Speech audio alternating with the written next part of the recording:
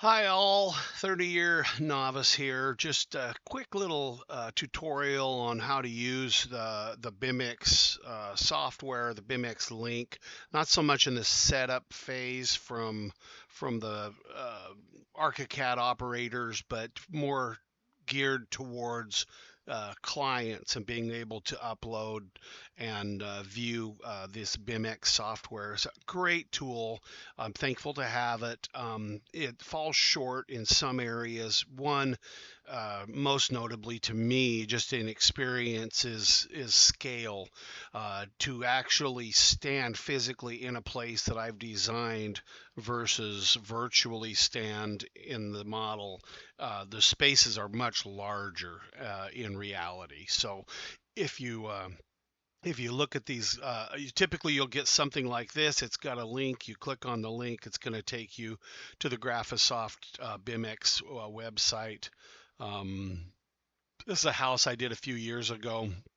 It's really never was meant for this purpose, but it does work.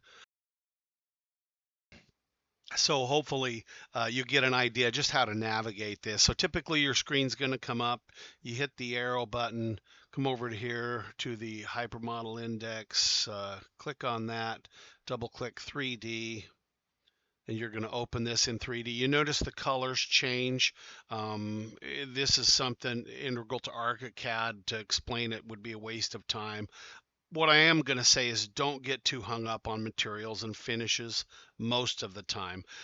If we were to take and dial everything into the nth degree, it would cost way more than most people are willing to do. But if we can at least give you an idea of scope, of scale, of position and space usage, layout, those things, that's really what this tool's for, not a material selector. So in fact, is the material when we go in here, you'll see is I use a glass because I don't want people getting hung up on colors. Most of this is very generic. You'll see there's some model discrepancies. Some things might be left out. Normally, if this was coming to you as a client, I would try to have fewer holes in it. This is just a tutorial to show you kind of how to use this software. And so let's jump in. Start off here with I like to have a gravity setting. You notice we drop right down. And then I like to use a joystick here. So you just use your cursor and that'll help you navigate around. And then you can use the arrow tools on your keyboard to look up or down or side by side. Once you get inside, that's a lot easier than trying to roam around. Uh, you can set settings over here. You can change the eye height of your model. I like to keep it kind of low, um, just to help with that scale a little bit. You can invert the controls, so up will make you look down rather than up, or backwards, forwards. This is kind of how I like to use it, so this is what I've got set up like. Um, I believe it'll let you create animations. This is probably set for, yeah, different time zones even. The sun is not optimal where it's at for this, but like I say, I'm just trying to show you how to use it more than anything. So go back to this hypermodel link, 3D model. Let's go ahead and run inside. We got the gravity set. We got the joystick. You'll notice these markers. These are actual section markers that can take you to a section. You can see this is like a page layout, and this will take you to the actual section. So if I click that, that's the actual page of the elevations, and then I can zoom back to that elevation page, which I'm not going to do right now because we're going to start here in 3D. So let's just navigate forward. We're going to walk through the door. It'll take you up steps, as long as they're not too tall. And then you can, you say, you use the arrow keys, look up, there's stairs there. See, obviously there's some walls that aren't quite finished yet. You know, I'll look back down. So we'll go into the kitchen here, kind of stand by this door. I can pivot around. You can see the kitchen. Come over a little further this way, pivot around.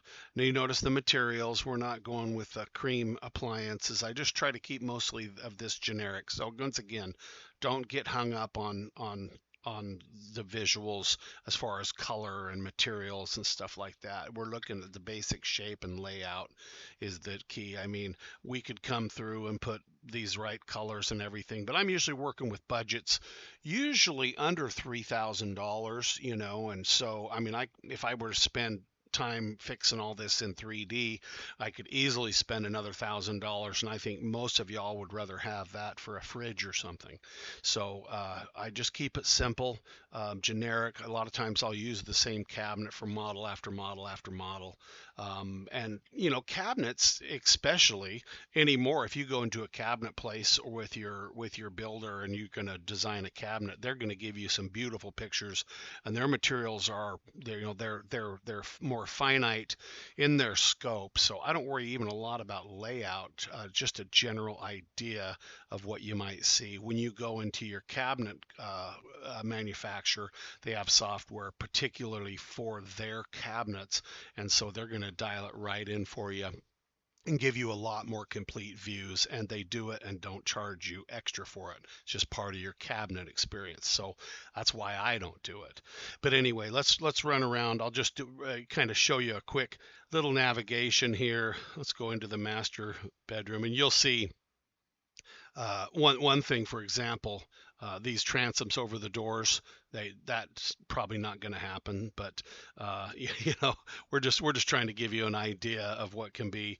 This is a bathroom. It feels really tight in this model. There's a shower. I don't show the tile and all that stuff. Just a pan, more or less what you're going to see on the floor plan. There's a block window. You'll notice the sinks are missing in this. If I was sending this to you to look at, I would at least make sure that those holes are filled in. Probably not the tile shower surround, but you know, I would at least have the sinks there to give you an idea. But like I say, this is more of a tutorial of how to use this BimX than anything. So anyway, it will with gravity on, you can climb up. You'll notice, so like just short here, I can't jump over those couches. It stops me. So I have to find a clear path. But stairs, little steps, I can go up here. I can go into the bonus room here. I can kind of get a feel for this. Obviously that window's too low. Just anyway, some things here. Like I say, this is not a perfect model. Usually you're walking right through doors. It doesn't open them for you. I know how cheap, but and anyway, so this is, and like I say, a lot of times this, you'll see stuff like this. That's obviously not going to be there in reality. If I have time, I'll fix that before you see it as a client. But in this case, this model wasn't intended for this. It was just a spec home that we did. And so I wanted to use it because then I'm not stepping on anybody's toes, showing their house to a bunch of strangers on YouTube. So anyway, just some ideas. Go back out.